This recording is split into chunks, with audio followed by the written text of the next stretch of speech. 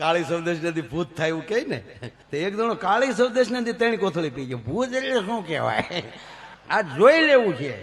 એટલે કોકે કીધું તો અહીંયા જરખ્યું મહાણ છે ત્યાં, મહાણેજી મહાણના ઓટે બેઠો, જરખ્યા મહાણે ગયો અને ત્યાં તો ડાકણ થયો. તરબૂચ જવડા જવડા ગાલ, શેન્ટિંગના હરિયા જેવા વાળ, 22 ફૂટની ઊંચાઈ, અવડી અવડી તો આંગળીઓ, અવડાવડા ન ખવડાવડા.